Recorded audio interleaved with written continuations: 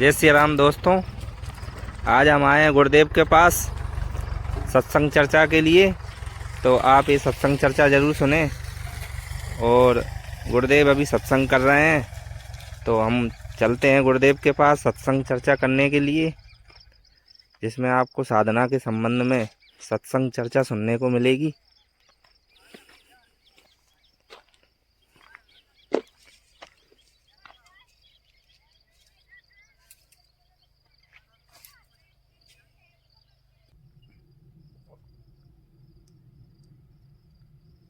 उन्होंने प्रश्न किया है कि कोई हो परले पार का, जो भेद बताए झनकार का, 16 संख के आगे होई समरथ का दरबारा, और श्वेत सिंहासन आसन बैठे जहाँ शब्द करे झनकारा।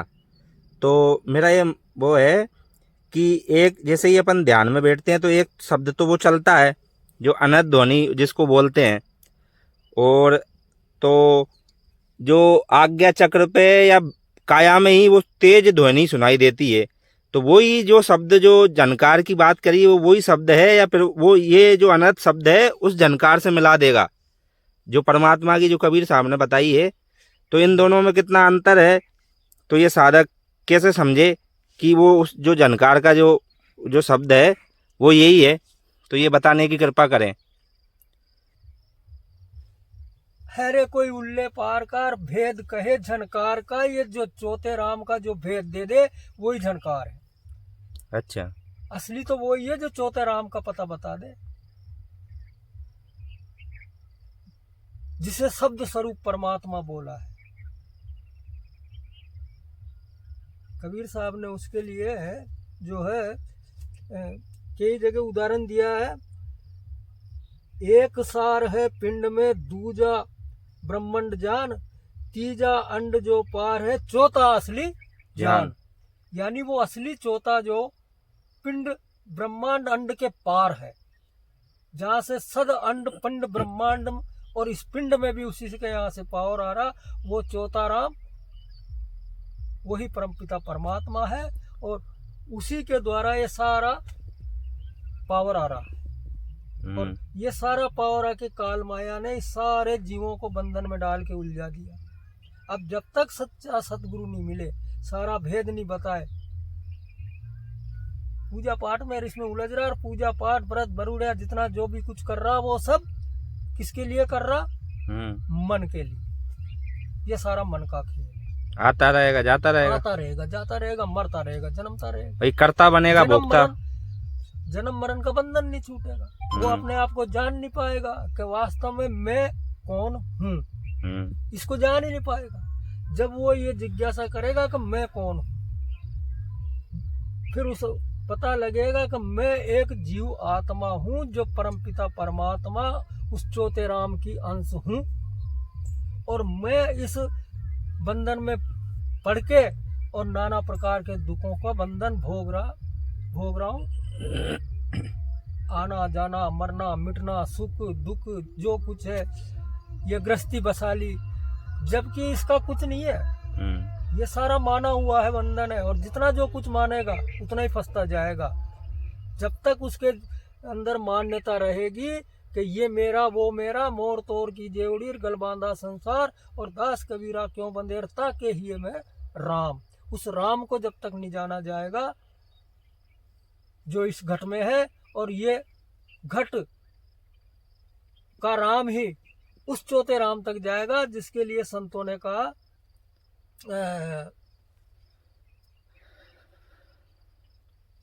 डोरी आई अदर से अदरई दर्शन होए, काया के बाहर लके संत कहावे सोए का जो मामला है। नैनो माही मन बसे निकस जात नो ठोर, गुरु गम हो तो परख ले नहीं तो गुरु कर और। यानी आज्ञा चक्र का और इसका सारा जो है ये मन का खेल है, और ज्यादातर लोग ध्यान आज्ञा चक्र तक लगाते हैं, मन की भक्ति करते हैं। जब तक उसे सच्चा गुरु नहीं मिले, मन से आगे का रास्ता नहीं दिखावे, वो मन ही मन की साधना करता रहता है। ये मन भक्ति है, ये मन भक्ति है, और सत भक्ति गुरु बताएगा। सुरत को एकाकार करे, और इस सुरत को जो भटकी हुई है संसार में, ये काया ही संसार है और ये भी संसार है, दोनों का एक ही रूप है। धड़ धरती का एक ही लेखा, बाहर है सौंदर्य देखा। उस सुरती को बांध के स्थिर करके, और जो त्रिकुटी है, जहाँ त्रिवेणी है, आज्ञा चक्र के नीचे उस त्रिवेणी का स्थान है, जहाँ गंगा जमुना सरस्वती तीनों की धारा मिली हुई है, उस जगह ध्यान लगा गए। और उस ध्यान के द्वारा चढ़ाते चढ़ाते जब सुरती आगे पहुंचेगी, इस त्रिकुटी घाट को छोड़ेगी, मन घाट को छोड़ेगी, आगे सुरती जब बढ़ेगी और सुरती बढ़ते बढ़ते वो शब्द में लीन हो जाएगी। लीन हो जाएगी। शब्द में लीन होने के बाद में इस संसार से उसका संबंध विच्छेद हो जाएगा, काया से भी संबंध विच्छेद हो जाता है। उसके बाद वो ऊपर चल जाता। लेकिन ये अभ्यास करते रहना चाहिए। अगर इस तरीके से हो गया तो आदमी मर, जैसे वो जब जाता है, वो परमात्मा की जब कृपा होती है तभी पहुंचता हो। ये नहीं है कि अपन ने चाहे जब चला रही सुरती आ गया और उससे सो मिल गया, तो परमात्मा की दया का खेल है। परमात्मा के दया के बिगड़ कुछ नहीं होता। परमात्मा से बार बार प्रार्थना, हे परम पिता दयालु, मेरे से दया करो, मैं इस भव सागर में बहुत दुखी हूँ, तड़प रहा हूँ। तब वो सुरती भी एकाकार होती है और शब्द रूपी डोरी भी तभी प्राप्त होती है, और जब जाके वो साधना सफल होती है। जो अनद नाद है, जो अनद नाद जो सुन रहे हैं उसमें मस्त हो रहे हैं बहुत सारे। तो जो अनद नाद आज्ञा चक्र पे आवाज सुनाई देती है वो काया में के अंदर, तो अब उस ऊपर की जो यात्रा है वो कैसे बढ़ाया जाए? काया के अंदर जो 5 तत्व है, 5 तत्वों की आवाज 5 प्रकार की अलग अलग है। अब वो 5 तत्व जो है आपस में इस काया के अंदर वो ध्वनि पैदा करते हैं। 5 प्रकार के शब्द पैदा होते हैं, वो आवाजें सुनने में आती है। अनहद, अच्छा। 5 तत्व करे घमसाना, यम का बाजा विधि विधि बाजे, सार शब्द न्यारी धुन गाजे। उस सार शब्द की बड़ी झीनी आवाज होती है उसकी। और इनकी तो जैसे किसी बांसुरी की है या मृदंग की है, वो इस प्रकार की जो है वो तत्वों की आवाज आती है। तो इसको वो आवाज जो है अनहद आवाज, अनहद जो नाद है, निरंतर जो धुन आती है, वो उस जो शब्द है, अखंड जो शब्द है, उसकी धुन आती है। जब इस काया से वो ऊपर जब उठता है, सुरती जब ऊपर उठती है, तब उस सुरती का भान होता है। और जब तक काया में रहती है तब तक ये 5 तत्वों की धुनी प्रकट होती है, जो वो वैसे मिथ्या है, भ्रम डालती है, माया के द्वारा रची हुई है।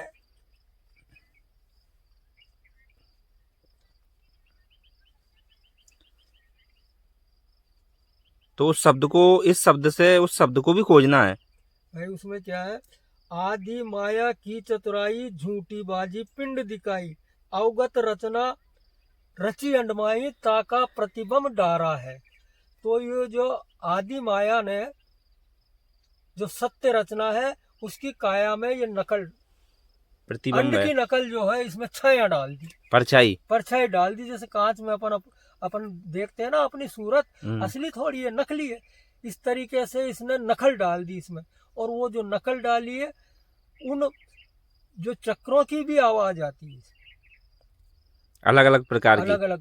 और जो वो शब्द की जो धुन है, वो अलग प्रकार की आती है, वो इनसे अलग आती है, वो झीनी आवाज है। जब तक वो शब्द जब प्रकट होता है, फिर तो उसकी अलौकिक गति हो जाती है। ऐसी इस प्रकार की थोड़ी रहती है। शब्द प्रकट होना बहुत बड़ी बात। शब्द जिसके प्रकट हो जाए, फिर तो मान लो कि उसका परमात्मा के बिल्कुल नजदीक है, दूर नहीं। और साधना करते करते परमात्मा तो दयालु है, उसने जो है ये जीव जो है उसका अंश है, और अपना पुत्र कौन से बाप को बुरा लगता है? बाप तो चाहता है कि मेरे नजदीक आए, लेकिन अगर पुत्र में अवगुण जब तक है तो बाप उससे दूर रहता।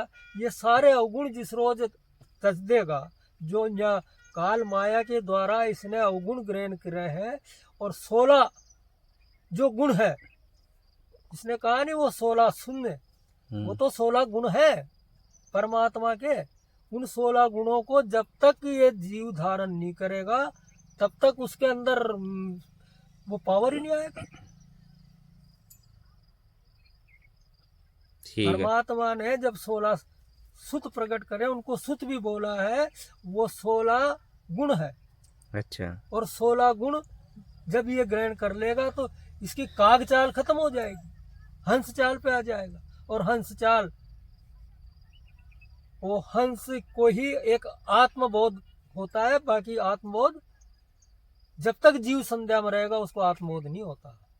आत्मबोध हंस बोध में, हंस जब होगा जब वो सत्य, दया, शील, क्षमा, धीरज, संतोष, विचार, विवेक, मैत्री, ये सारे तत्वों को जब तक वो ग्रहण नहीं करेगा, सरलता में आना पड़ेगा, उसमें आना पड़ेगा। अच्छा, तो जो आज्ञा चक्र है उससे भी सुरती को ऊपर ले जाओ। आज्ञा चक्र तो मन का स्थान है। अच्छा। आज्ञा चक्र मन का स्थान है, और सुरती चक्र उसके नीचे है, जहाँ त्रिवेणी है। अब वो सुमरन करते करते, ध्यान करते करते वो परमात्मा की कृपा होती है। और गुरु की कृपा होती है। गुरु अंदर से जागृति पैदा करते हैं और सुरती को बढ़ाते हैं। इंसान के बस की बात नहीं है कि वो कर ले।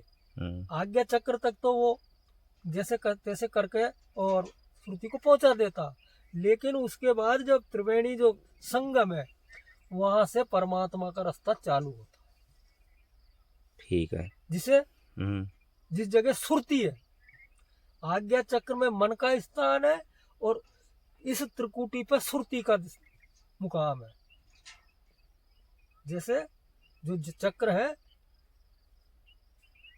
हृदय में पार्वती शिव का है, नाभि में विष्णु का है, कंठ में आद्या का, इसी प्रकार से सुरती चक्र में सुरती का वास। अब ये सुरती अपने में आकर के फंस गई, भूल गई सब। गुरु इसको जगाता है, ध्यान से जगती है, सत्संग चर्चा में सुनने के बाद सुरती समझ में आती है। सुरती जब समझ में आती है तब वो साधना करता है, और साधना अभ्यास नाम सुमरन करते करते वो सुरती एकाकार होकर के, और उसका रास्ता मंजिल आगे चालू आगे बढ़ जाएगी। परमात्मा दया करेंगे, दया करते और वो खींच। ये स्वाभाविक है, गुरु अंदर कृपा करने लग जाते हैं। भाई सतगुरु कोई देह नहीं, सतगुरु कोई देह नहीं।